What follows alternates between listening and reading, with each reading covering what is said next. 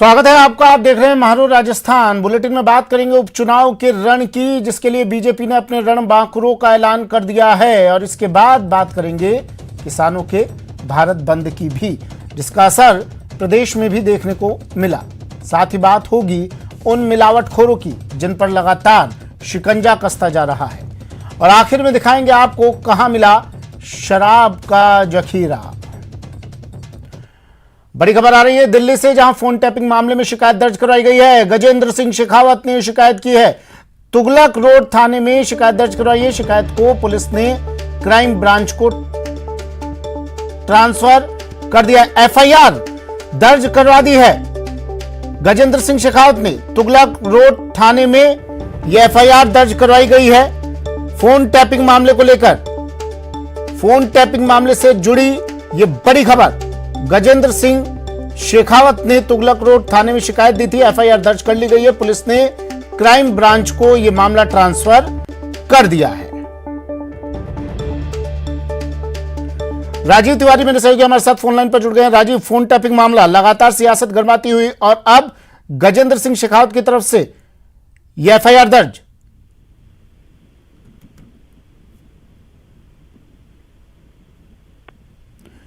राजीव, आवाज सुन पा रहे हैं आप मेरी?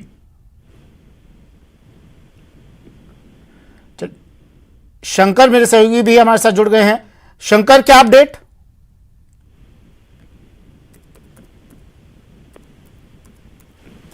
शंकर, आवाज सुन पा रहे हैं आप मेरी?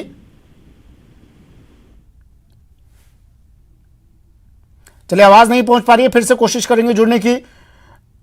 राजीव हमारे साथ फिर से जुड़ गए हैं। राजीव, फोन टैपिंग मामला सियासत लगातार गरमा रही है और अब गजेंद्र सिंह शेखावत ने शिकायत दर्ज करवाई है, एफआईआर दर्ज करवाई है। क्या अपडेट राजीव? बिल्कुल, देखा जाए तो फोन टैपिंग का मामला बहुत बड़ा मामला बन गया है, क्योंकि जिस तरह से लगातार बजट सत्र में राजस्थान के जितने भी सांसद थे, खासकर भारतीय जनता पार्टी के जो सांसद थे, इस मुद्दे को जोर शोर से उठाए। और अब केंद्रीय जल शक्ति मंत्री गजेंद्र सिंह शेखावत ने करीब एक सप्ताह पहले जो है तुगलक रोड थाने में इस मामले की शिकायत की थी और एफआईआर दर्ज कराया था। अब इस पूरे मामले को दिल्ली क्राइम ब्रांच ने टेक ओवर कर लिया है और जो जाय तिर्की जो डीसीपी है वो पूरे मामले की जांच पड़ताल करेंगे। सबसे बड़ी बात है कि जल शक्ति मंत्री गजेंद्र सिंह शेखावत इस समय बंगाल चुनाव प्रचार में है और उसके बाद जिस तरह से मामला बड़ा हो गया था और जिस तरह से वहां विधानसभा में भी मामला उठा था, उसके बाद विधान लोकसभा में उठा, तो अब जाकर के मंत्री ने बहुत बड़ा कदम उठाया है वहां पे कि पूरी तरह से गलत है प्रक्रिया। फोन टैपिंग का जो मामला सामने आया था, तो कहा जा सकता है बड़ा मामला है और जांच के बाद ही सब पूरा तथ्य सामने आएगा। जाय तिर्की जो डीसीपी हैं क्राइम ब्रांच में, वो पूरे मामले की अब जांच करेंगे। जी ठीक है। शंकर आनंद भी मेरे से हमारे साथ जुड़े हैं। शंकर, आवाज सुन पा रहे हैं आप मेरी? जी शंकर, क्या कहा है शिकायत में गजेंद्र सिंह शेखावत ने? इस मामले पर पिछले एक सप्ताह पहले जो तुगलक रोड थाने में जो केस को रजिस्टर कराया गया, ये तुगलक रोड थाना जो है नई दिल्ली डिस्ट्रिक्ट में पड़ता है और यहाँ पर गजेंद्र सिंह शेखावत के द्वारा एक शिकायत दर्ज कराई गई थी। और जिस तरह से फोन टैपिंग का मसला पिछले काफी समय से चर्चित रहा और गजेंद्र सिंह शेखावत खुद नई दिल्ली में उनका जो आवाज है उसको आधार बनाते हुए उन्होंने इस मामले पर तुगलक रोड थाने में केस को अपनी शिकायत दर्ज कराई गई और उसके बाद ये मामला वहां पर दर्ज होने के बाद जब एफआईआर में कन्वर्ट हुआ और तब उसके बाद इस मामले की गंभीरता को देखते हुए इस मामले को अब क्राइम ब्रांच को सौंपा गया है। क्राइम ब्रांच में डीसीपी जॉय तिर्की इस केस को उनकी जो टीम है बकायदा वो अब इस मामले की इन्वेस्टिगेशन करेंगे और इस मामले में जो सबसे पहला जो काम होगा वो होगा गजेंद्र सिंह शेखावत और उनके ऑफिस में काम करने वाले जो कर्मचारी हैं बकायदा उनसे कुछ औपचारिक तौर पर जानकारियां ली जाएंगी और उसके बाद इस मामले पर आगे की तफ्तीश के लिए जिन जिन लोगों पर बकायदा शक गया है, जिस तरह से बकायदा इस मामले पर जिन जिन लोगों की भूमिका रही है उससे बकायदा पूछताछ की जाएगी। लेकिन यहाँ पर कहीं न कहीं Delhi police versus Rajasthan police का जो मसला है वो कहीं न कहीं आपस में ये टक्कर होगा और आपस में हो सकता है कि इस तरह के जो मसले होते हैं दो राज्यों की पुलिस के बीच में आपसी सामंजस्य को लेकर, तो वो यहाँ पर देखा जा सकता है। लेकिन यहाँ पर कोशिश की जाएगी, चाहे वो राजस्थान पुलिस हो या चाहे दिल्ली पुलिस हो, एक बेहतर तरीके से कोऑर्डिनेशन रखते हुए इस मामले की इन्वेस्टिगेशन तक पहुंचना, इस इन्वेस्टिगेशन की तह तक जाना। तो एक तरह से कहा जा सकता है कि मामला राजस्थान में जरूर इस मामले पर आवाज उठी थी, राजस्थान पे इस मामले को लेकर तफ्तीश और तमाम चीजें चल रही थी। लेकिन अब जब ये मामला दिल्ली तक पहुंचा है और दिल्ली वर्सेस राजस्थान जब इस मामले पे हो गया, राजस्थान पुलिस और दिल्ली पुलिस के बीच में। तो यहाँ पे देखना लाजमी होगा कि इस मामले पर इन्वेस्टिगेशन की जो रफ्तार और इन्वेस्टिगेशन की जो मोड़ जो है किस ओर जाता है वो देखना यहाँ पर लाजमी होगा। और क्राइम ब्रांच की अगर बात करें तो देखिए, क्राइम ब्रांच इस तरह के मामलों को इन्वेस्टिगेट करने के लिए काफी योग्य समझा जाता है दिल्ली में, और इस तरह के जो केसेस हैं उसको जल्द से जल्द सॉल्व करने के लिए जो डीसीपी जॉय तिर्की हैं वो काफी एक्सपर्ट माने जाते हैं, तकनीकी तौर पर इस तरह के मामलों को वो देखते हैं। तो अब देखना लाजमी होगा कि अब क्राइम ब्रांच की टीम जब इस मामले पर इन्वेस्टिगेशन पे जुटेगी तो किस तरह से बकायदा इंफॉर्मेशन लेने के लिए यहाँ से राजस्थान जाएगी, और राजस्थान में जब जाने के बाद वहां पर तमाम पुलिस अधिकारी या जो भी संबंधित विभाग में जाएंगे तो वहां पर उनको किस तरह से जानकारी और चीजें मुहैया कराई जाएंगी वो देखना यहाँ लाजमी होगा। ठीक है, शुक्रिया शंकर तमाम जानकारी के लिए। राजीव, आपका भी शुक्रिया तमाम जानकारी के लिए। तो गजेंद्र सिंह शेखावत ने एफआईआर दर्ज कराई है, तुगलक रोड थाने में ये शिकायत दर्ज कराई जो अब एफआईआर का रूप ले चुकी है, और क्राइम ब्रांच को पुलिस ने ये केस ट्रांसफर कर दिया है। बढ़ते हैं अगली खबर की ओर। मुख्यमंत्री अशोक गहलोत ने एसीबी के काम की सराहना की है। लगातार एसीबी कार्रवाई कर रही है, ताबड़तोड़ कार्रवाई कर रही है। एसीबी भ्रष्टाचारियों पर नकेल कस रही है और मुख्यमंत्री ने इस कार्य की जमकर सराहना की। सीएम ने ट्वीट किया, लिखा कि प्रदेश में भ्रष्ट लोगों में अब भय का माहौल है। सीएम ने कहा, आमजन के सहयोग से ही भ्रष्टाचार का खात्मा होगा। प्रदेश में एसीबी की ताबड़तोड़ कार्रवाई पर सीएम ने ये ट्वीट किया। ट्वीट कर उन्होंने टीम को सराहा और लिखा कि एसीबी राजस्थान में भ्रष्टाचार के विरुद्ध लगातार कार्रवाई कर रही है, जिससे भ्रष्ट लोगों में भय का माहौल है। भ्रष्टाचार का खात्मा आमजन के सहयोग से ही संभव है। आमजन किसी भी भ्रष्ट गतिविधि की सूचना एसीबी के हेल्पलाइन नंबर 1064 या व्हाट्सएप नंबर 9413502834 पर जरूर दें।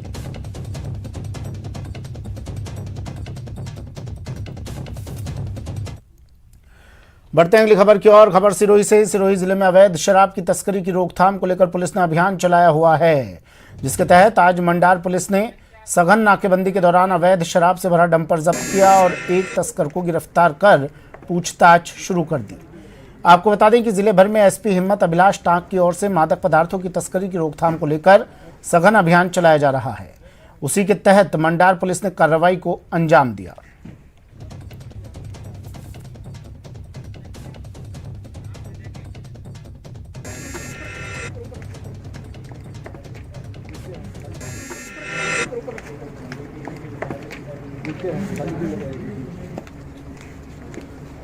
अवैध शराब की तस्करी पर पुलिस की लगातार नजर बनी हुई है। पुलिस ने अभियान चलाया हुआ है। अब बड़ी कार्रवाई एक बार फिर से, ये तस्वीरें देखिए और तस्वीरें देखकर आप अंदाज़ा लगा सकते हैं कितनी बड़ी ये कार्रवाई है, कितनी बड़ी खेप में अवैध शराब जब्त की है। ये पहला मामला नहीं है। सिरोही में लगातार इस तरह की कार्रवाइयाँ की जाती रही हैं। अब पुलिस ने अवैध शराब से भरा डंपर जब्त किया है। झुंझुनू के बुहाना में दो गुटों में झगड़ा इतना बढ़ गया कि सड़क पर ही मारपीट हो गई और एक दूसरे के वाहनों में टक्कर मारी गई, जिससे सड़क पर 4 गाड़ियां क्षतिग्रस्त हो गई। इन दोनों गुटों की तरफ से थाने में मामला दर्ज करवाया गया। दोनों पक्षों में पुराना हिसाब, रुपयों के लेन देन का मामला है, जिसके चलते ये झगड़ा हुआ। वहीं पुलिस ने मौके पर पहुंचकर चारों वाहनों को सड़क से हटाया और जांच में जुट गई है।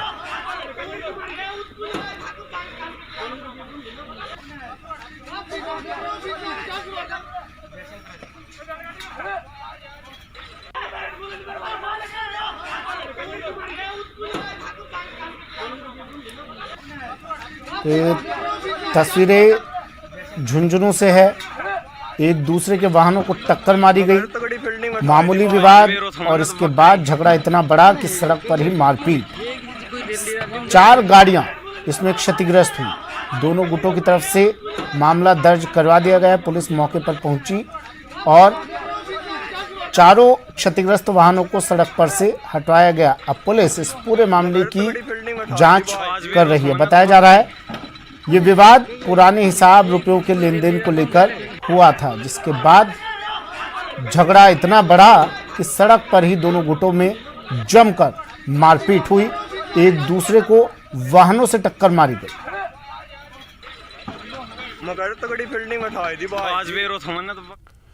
खबर भरतपुर से। भरतपुर के बयाना में डीएसपी के निवास से महज 300 मीटर की दूरी पर बदमाशों ने वारदात को अंजाम दिया, जो पुलिस प्रशासन की नाकामयाबी को बयां कर रहा है। बदमाशों ने घर के बाहर सो रही दादी और पोते से मारपीट कर लूट की वारदात को अंजाम दिया। अज्ञात बदमाशों ने पोते के सिर पर धारदार हथियार से वार भी किया। घायल पोते को अस्पताल में भर्ती करवाया गया है। वहीं हालत गंभीर होने पर जिला अस्पताल उसे रेफर कर दिया गया। साथ ही दादी के कानों से कुंडल भी लूटकर लोग फरार हो गए।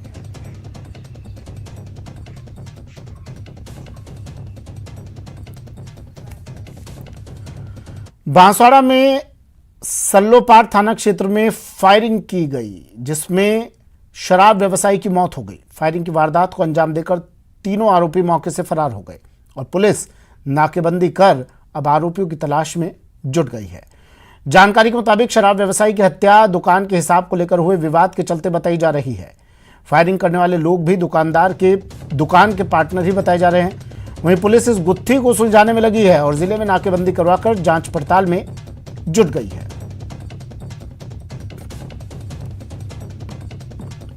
ये गन शॉट इंजरी बता रहे थे और सलोपार से लेके आए थे। जब यहाँ आया मरीज तो हमने जब चेक किया मरीज का सब, तो यहाँ वो मृत अवस्था में ही लाए थे और जितना मैंने देखा उस हिसाब से कम 6 वुंड मुझे दिखे थे। उसमें से दोनों साइड कान के पास में, एक छाती पे था, एक पीछे पीठ पे, एक अपने शोल्डर पे था। तो इस तरह 6 वुंड लग रहे थे और मृत अवस्था में लाए थे हमारे पास। तो हमने ईसीजी और जांच करके फिर उसको मृत घोषित। खबर कोटा से। कोटा में एक बार फिर खाकी कटघरे में है। उद्योगनगर थाने में तैनात एसआई मोहम्मद इब्राहिम पर एक महिला ने मारपीट करने का आरोप लगाया। महिला का आरोप है कि उसे और उसके बेटे को इब्राहिम को घर बुलाया गया और उनके साथ बुरी तरह मारपीट की गई और उन्हें वर्दी का खौफ दिखाते हुए झूठे मामले में बंद करवाने की धमकी भी दी। मामले की शिकायत पीड़ित महिला और उसके बेटे ने आईजी और एसपी को भी दी है। बता दें कि पीड़ित महिला के बेटे की सगाई सब इंस्पेक्टर मोहम्मद इब्राहिम की लड़की से तय हुई थी, जिसके बाद अचानक इब्राहिम ने उसे और उसके लड़के को अपने घर बुलाया और उनके साथ मारपीट की।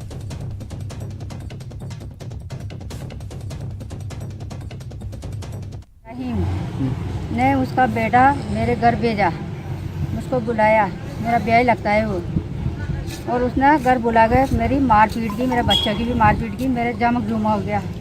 थानदार है वो, उद्योगनगर थाना में लग रहा है ना, और मारपीट करके। टोंक के देवली रोड पर एक बड़ा हादसा होते होते रह गया। यहां एक डेंटिंग सेंटर के ऊपर से गुजर रही 11 केवी की विद्युत लाइन अचानक टूटकर नीचे आ गिरी और करंट से एक वाहन के टायर में आग लग गई। लेकिन वहां मौजूद लोगों ने हिम्मत दिखाकर अन्य वाहनों को वहां से पीछे धकेलकर बड़ा हादसा होने से बचा लिया। स्थानीय लोगों की सूचना पर लाइन को बंद किए जाने के बाद जेवीएनएल की फॉल्ट रेस्टोरेशन टीम भी मौके पर पहुंची, जिसके बाद लाइन को दुरुस्त किया गया और बड़ा हादसा होने से टल गया। सुबह काम करने के लिए यहाँ शॉप पे आए तो काम कर ही रहे थे, एकदम कैबी ये लाइन जो है ये टूट के एकदम गिर गई गाड़ी पे, चेचिस पे, और टायर ने आग पकड़ ली यहाँ पे। तो और भी गाड़ियाँ थी, जो बहुत सारे लोग आए उन्होंने ये गाड़ियाँ पीछे ली और फिर इस गाड़ियों को जलने से बचाया। वो एक गाड़ी तो जल चुकी है। भरतपुर की खो थाना पुलिस ने दबिश देकर गोवंश से भरी हुई 2 पिकअप गाड़ियां जब्त की हैं, जिनमें 7 गोवंश के साथ और 26 लीटर अवैध शराब पकड़ी है। पुलिस के मुताबिक सूचना मिलने के बाद निगोही के जंगल में दबिश दी गई और गोवंश से भरी 2 पिकअप को पकड़ लिया, जिनमें रस्सियों से बेरहमी से बंधे हुए 7 गोवंश मिले। साथ ही दोनों पिकअप से 12 लीटर और 14 लीटर शराब बरामद हुई, जो प्लास्टिक के केन में भरी थी। पुलिस ने सभी 7 गोवंश को जड़खोर गौशाला के सुपुर्द कर अज्ञात गौ तस्करों के खिलाफ मुकदमा दर्ज कर उनकी तलाश शुरू कर दी।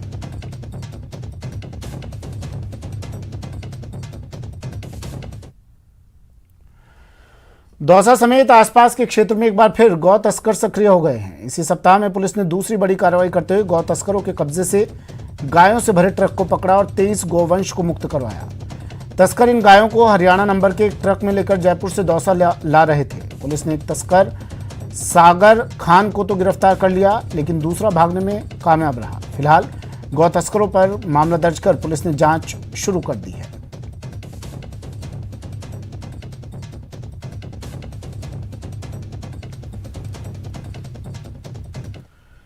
केंद्रीय कर्मचारियों का निजीकरण और न्यू पेंशन स्कीम का विरोध कर रहे हैं और उनका आंदोलन लगातार जारी है। जयपुर के झालाना में डाक लेखा विभाग में गुरुवार को केंद्रीय कर्मचारी एकजुट हुए। कर्मचारियों ने केंद्र सरकार की नीतियों के खिलाफ विरोध प्रदर्शन करते हुए मांग की है कि कर्मचारी हित के लिए सरकार उनकी 10 सूत्री मांगों को पूरा करे।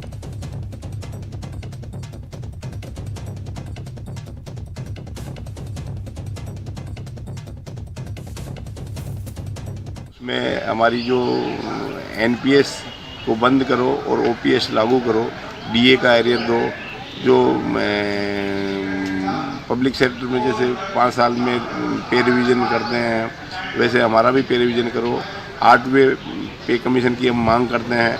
उसके अलावा ये भारत सरकार के जितने भी उपक्रम है पब्लिक सेक्टर जो जिनको ये निजीकरण किया जा रहा है उसका भी हम विरोध करते हैं। छोटी सी चूक हो सकती है जानलेवा। टीका है आया पर नहीं है कोई दवा। 2 गज की दूरी, मास्क है जरूरी। सावधान रहें, सुरक्षित रहें। ब्रेक के बाद स्वागत है आपका और अब बात किसानों के भारत बंद की, जहां संयुक्त किसान मोर्चा और किसान संघर्ष समिति ने बंद का आह्वान किया है। प्रदेश के कुछ जिलों में बंद का असर देखा जा रहा है। जयपुर और जोधपुर में किसानों के भारत बंद का असर देखा जा सकता है। वहीं श्रीगंगानगर में अंबाला जाने वाली ट्रेन को रेलवे प्रशासन ने सुरक्षा के चलते रद्द कर दिया। वहीं किसानों ने भी ट्रेन के आगे रेलवे ट्रैक पर बैठकर कृषि कानूनों का विरोध जताया। झुंझुनू में संयुक्त किसान मोर्चा के कार्यकर्ताओं ने शहर में बाजार बंद करवाया। कोटा में अखिल भारतीय किसान संघ और समन्वय समिति ने बंद के आह्वान को लेकर थोक फल सब्जी मंडी के 1 नंबर गेट पर किसानों ने धरना प्रदर्शन किया। बूंदी जिले में भी किसानों ने बाजार बंद करवाए।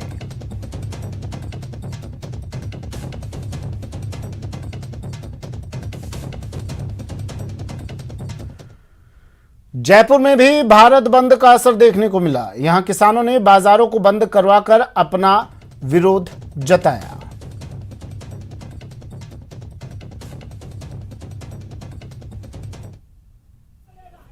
कृषि कानूनों के विरोध में आज संयुक्त किसान मोर्चा द्वारा भारत बंद का आह्वान किया गया। ये भारत बंद के समर्थन में कुछ जो किसान संगठन है वो यहाँ पर बैठे हैं, धरना प्रदर्शन कर रहे हैं। हालांकि जो भारत बंद की घोषणा की गई है उसमें सामान्य तौर पर जनजीवन खुला हुआ है, बाजार खुले हुए हैं, सभी व्यापारिक प्रतिष्ठान खुले हुए हैं, सरकारी दफ्तर खुले हुए हैं। तो जो किसान है वो अपनी मांगों को लेकर के यहाँ पर प्रदर्शन कर रहे हैं। जो किसानों के साथ साथ किसानों के संगठन से जुड़े जो लोग हैं वो यहाँ पर जो है इस भारत बंद के समर्थन में प्रदर्शन कर रहे हैं। चूंकि भारत बंद जिस तरीके से बंद की घोषणा की गई थी इसको नैतिक समर्थन दिया है कांग्रेस ने, व्यापारिक संगठनों ने, इसके अलावा कुछ राजनीतिक दलों ने भी। तो अब यहाँ पर भारत बंद का कितना असर दिखाई दे रहा है। हमारे साथ कुछ जो किसान मोर्चा के जो नेता हैं, आप बताइए आज भारत बंद है, किस तरीके से क्या कुछ मांगे आपकी?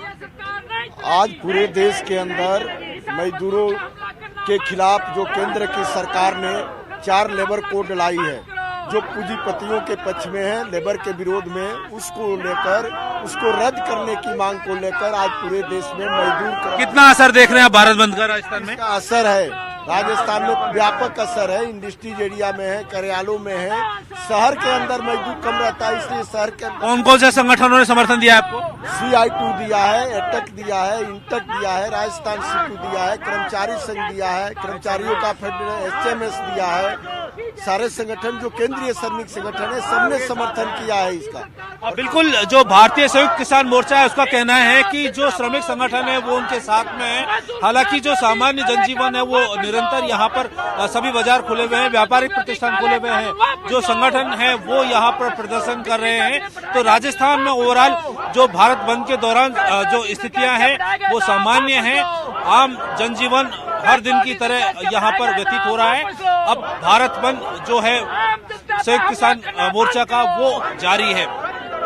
कैमरा पर्सन दिलीप चेची के साथ राकेश शर्मा, न्यूज 18 जयपुर। काले कानून वापस लो। केंद्रीय कृषि कानूनों के विरोध में संयुक्त किसान मोर्चा ने आज भारत बंद का आह्वान किया है, जिसके चलते श्रीगंगानगर में किसानों के प्रस्तावित भारत बंद और चक्का जाम का असर सुबह से ही दिखाई दे रहा है। श्रीगंगानगर जिले में आज किसानों के समर्थन में दूधियों ने दूध की सप्लाई नहीं की, तो वहीं आज सुबह से ही श्रीगंगानगर की सभी मंडियों के बाजार नहीं खुले। जिले के व्यापारिक श्रमिक संगठनों ने भारत बंद को समर्थन देते हुए स्वेच्छा से ही बाजार बंद रखने की घोषणा कर दी थी।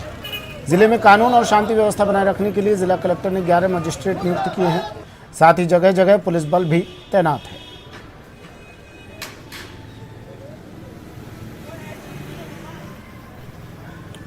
कृषि कानूनों के विरोध में संयुक्त किसान मोर्चा के आह्वान पर भारत बंद का श्रीगंगानगर में असर देखा जा रहा है। श्रीगंगानगर में सुबह 11:10 पर अंबाला जाने वाली ट्रेन को रेलवे प्रशासन ने सुरक्षा के चलते रद्द कर दिया। वहीं किसानों ने भी ट्रेन के आगे रेलवे ट्रैक पर बैठकर कृषि कानूनों का विरोध जताया, जिन्हें समझाइश कर ट्रैक खाली करवाया गया। हालांकि रेलवे ने सुरक्षा के चलते ट्रेन को पहले ही रद्द कर दिया था। वहीं श्रीगंगानगर से रोडवेज लोक परिवहन बसों का संचालन भी पूरी तरह से बंद है। किसान आंदोलन है और कुछ किसान आगे थे इस पे 04735 के ऊपर, जो गंगानगर से अंबाला के लिए चलती है। और उससे पहले हमारे पास आदेश भी आ गए कि गाड़ी को नहीं चलाना, क्योंकि फतुही स्टेशन पर भी 40-50 आदमी किसानों का एक जत्था की सूचना मिली है, ताकि पैसेंजर्स को कोई दिक्कत ना हो, इस वजह से गाड़ी को कैंसिल करना पड़ा। वहीं जोधपुर में भी किसान आंदोलन के समर्थन में किसान सड़कों पर आए। भारत बंद और किसानों ने ट्रेनों को यहां पर रोका। बंद के समर्थन में रास्ता जाम किया गया।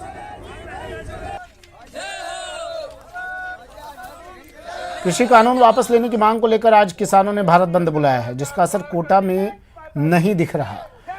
छोटे दुकानदार अपना कारोबार कर रहे हैं। हर दिन सुबह 11 बजे तक जो माहौल शहर में ट्रैफिक का और छोटी दुकानों के खुले रहने का रहता है, वो बरकरार है। बड़े बाजार प्रतिष्ठान के खुलने का समय 11 बजे से रहता है। भामाशाह मंडी में भी आज जीन्स खरीद फरोख्त का कारोबार हो रहा है, तो थोक फल सब्जी मंडी में भी फल सब्जी खरीद फरोख्त का कारोबार चल रहा है।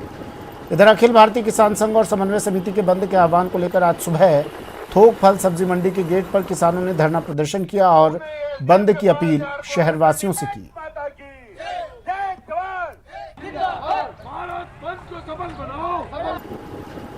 कोटा बंद की शुरुआत इस सब्जी मंडी से शुरू हुई है, और हम यहाँ पर जब आज आए तो हमने देखा है कि और दिनों की तुलना में आज मुश्किल से 25% भी कारोबार नहीं हुआ।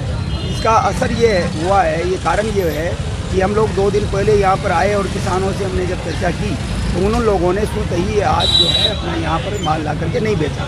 मात्र जो बाहर से आने वाला जो माल है वो माल यहाँ पर बिका है। कृषि कानून के विरोध में आज संयुक्त किसान मोर्चा का देशव्यापी भारत बंद का आह्वान है, लेकिन भारत बंद कोटा में बेअसर रहा। किसानों ने कृषि उपज मंडी, फल थोक सब्जी मंडी बंद का जो एक दिन पहले दावा किया था, वह भी विफल रहा।